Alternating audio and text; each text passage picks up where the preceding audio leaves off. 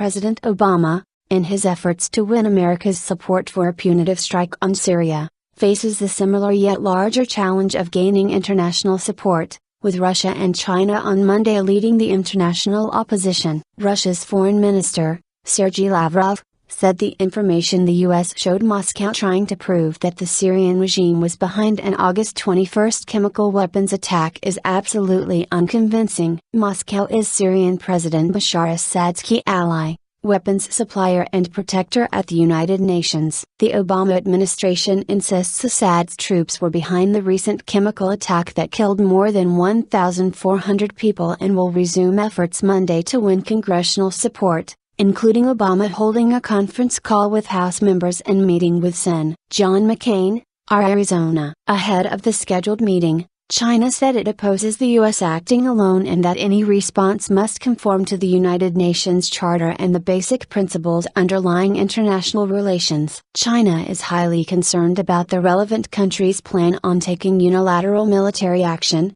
said Hong Lei, a spokesman for the country's foreign ministry. Meanwhile, the Syria government has denied ordering the sarin gas attack and has reportedly asked the United Nations to prevent any aggression in response to the allegation. Right now, France is the only country to support United States efforts, after the British Parliament last week rejected Prime Minister David Cameron's proposal to endorse military action against Syria. The Assad family has ruled in Syria for 4 decades, and more than 100,000 people have been killed in the roughly 2-year-long civil war to overthrow the Assad regime. 83 members of Congress attended a classified briefing Sunday on Capitol Hill with administration officials. The full House and Senate returned from summer recess on September 9, but party leaders are considering whether to call members back early. On Sunday, the president and his inner circle worked furiously over the weekend to win congressional support, appearing on Sunday shows,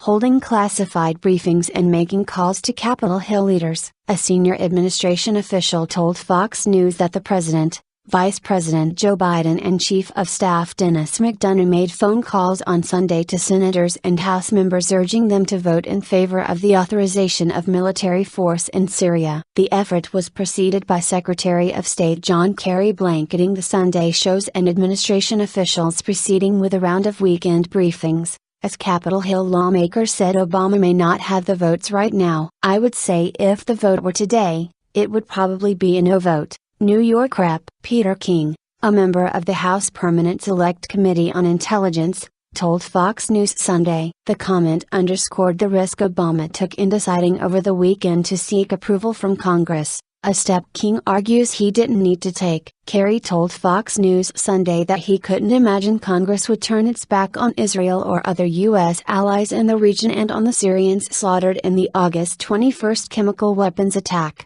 allegedly ordered by Assad. Kerry's comments and the White House blitz were the latest in a series of dramatic turn of events since the chemical weapon attack 2 weeks ago outside Damascus. On Saturday, with Navy ships in the Mediterranean Sea ready to launch missiles, Obama made the surprising announcement Saturday, saying he had decided on a limited military response but would seek Congress approval. The announcement followed Kerry's impassioned speech Friday for punishing Assad, whom he called a thug and a criminal. However, the largely Republican opposition to the strike had already taken shape and continued Sunday. Kentucky Republican Sen. Rand Paul, a member of the Senate Foreign Relations Committee, told NBC's Meet the Press that the U.S. getting involved in the roughly 2-year-long Syrian civil war is a mistake and that the president has about a 50-50 chance of getting House approval. Democrats also expressed reservations. I certainly enter this debate as a skeptic, but I'm going to allow the administration to make its case this week,